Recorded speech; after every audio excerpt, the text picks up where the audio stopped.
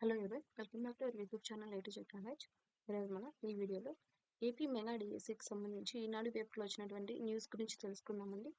అలాగే ఈ వీడియో మీకు నచ్చినట్లయితే ప్లీజ్ లైక్ చేయండి, షేర్ చేయండి, కమెంట్ చేయండి, అలాగే సబ్స్క్రైబ్ చేయండి. ముందుగా హెడ్లైన్స్లోకి వచ్చేసరికి ఈ నెలలోనే డిఎస్సి అంటే మార్చి ఎండింగ్లో వచ్చేసరికి మనకు డిఎస్సి నోటిఫికేషన్ అనేది ఉంటుంది. పాఠశాలల్లో వార్షికోత్సవాలు నిర్వహిస్తాం. ఎమ్మెల్యేలు ఎమ్మెల్సీల సమావేశంలో మంత్రి లోకేష్. ఇవి అంటే హెడ్లైన్స్. ఈ నెలలోనే మెగా డిఎస్సి ఇస్తామని విద్యా ఐటీ శాఖల మంత్రి నారా లోకేష్ చెప్పారు. ఉండవల్లి నివాసంలో కూటమి ఎమ్మెల్యేలు ఎమ్మెల్సీలతో నిర్వహించిన సమావేశంలో హేతు బద్దీకరణకు ఉద్దేశించి జీవో 117ను రద్దు చేసి ప్రత్యామ్నాయంగా తీసుకురాబోతున్న విధానాలను వివరించారు. ఉపాధ్యాయుల బదిలీల చట్టం, పదోన్నతులు, బడుల్లో మౌలిక సదుపాయాల కల్పనపై స్పష్టతనిచ్చారు. రాజకీయాలకు అతీతంగా విద్యారంగాన్ని ముందుకు తీసుకువెళ్తున్నామని, పిల్లలకు ఇచ్చే కిట్లపై నేతల చిత్రాలు లేకుండా చేశామని చెప్పారు. శాసనసభ్యుల విజ్ఞప్తి మేరకు పాఠశాలల్లో వార్షికోత్సవాలు నిర్వహిస్తామని హామీ ఇచ్చారు. ప్రభుత్వం తీసుకురాబోతున్న 5 రకాల బడులు విధానం, ఆదర్శ పాఠశాలల గుర్తింపు ఏర్పాటుకు తీసుకుబోయే చర్యలను వివరించారు. కేజీ నుంచి పీజీ వరకు పాఠ్య పుస్తకాల్లో మార్పులు తీసుకువస్తామని వెల్లడించారు. ఆదర్శ పాఠశాల, ఉన్నత పాఠశాలలకు వెళ్లే విద్యార్థుల్లో నిర్ణీత దూరం కంటే ఎక్కువ ఉన్న వారికి రవాణా భత్యం ఇస్తామని ప్రజా ప్రతినిధులకు అధికారులు తెలిపారు. సమావేశంలో పలువురు ఎమ్మెల్యేలు తమ అభిప్రాయాలను, సూచనలను వ్యక్తం చేశారు. ఎమ్మెల్యేల చొరవ ఉండాలి.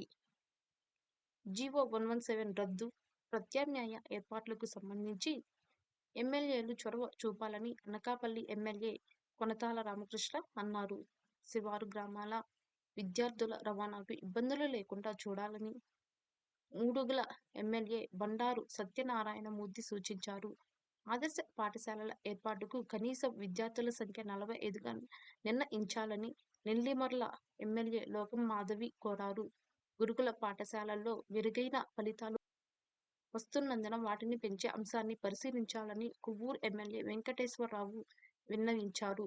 జీవో 117పై కలెక్టర్లు, సబ్ కలెక్టర్లతో సమావేశం ఏర్పాటు చేసి సమన్వయం చేసే బాధ్యత అప్పగించాలని ఆదోని ఎమ్మెల్యే పార్థసారథి సూచించారు. గిరిజన ప్రాంతాల్లో బడులపై శ్రద్ధ చూపాలి. గిరిజన ప్రాంతాలలోని పాఠశాలలపై ప్రత్యేక శ్రద్ధ చూపాలని సర్వేపల్లి ఎమ్మెల్యే సోమిరెడ్డి చంద్రమోహన్ రెడ్డి అన్నారు. నగరపాలక సంస్థ పరిధిలోని పెద్ద ఉన్నత పాఠశాలల్లో ఇండోర్ స్టేడియం ఏర్పాటు చేయాలని విశాఖ పశ్చిమ ఎమ్మెల్యే ఘనబాబు కోరారు. డీసీసీబీలో ఉన్న సీజీఎఫ్ నిధులను సర్కారీ బడుల్లో మౌలిక సదుపాయాల కల్పనకు వినియోగించాలని గన్నవరం ఎమ్మెల్యే యార్లగడ్డ వెంకట్రావు తెలిపారు. ఎన్ఆర్ఐల సహాయం అందించడానికి ఆన్లైన్ విధానం చేపట్టాలని సూచించారు. విద్యార్థులకు ఇచ్చే వస్త్రాలు 3 జతల దుస్తులకు సరిపోయేలా చూడాలని తణుకు ఎమ్మెల్యే ఆరిమిల్లి రాధాకృష్ణ కోరారు. వైకాపా పాలనలో ప్రభుత్వ బడులు ఇమేజ్ పడిపోయిందని, బడులు, కళాశాలల్లో వార్షికోత్సవాలు, సాంస్కృతిక కార్యక్రమాలు నిర్వహించాలని వినుకొండ ఎమ్మెల్యే జీవి ఆంజనేయులు సూచించారు. సంస్కరణల అమలులో తల్లిదండ్రులను భాగస్వాములను చేయాలని, అదనపు తరగతి గదుల నిర్మాణానికి సమగ్ర ప్రణాళికను అమలు పరిచే అంశాన్ని పరిశీలించాలని ఆమదాల వలస ఎమ్మెల్యే కూన రవికుమార్, రాయదుర్గం ఎమ్మెల్యే కాలవ శ్రీనివాసులు అన్నారు.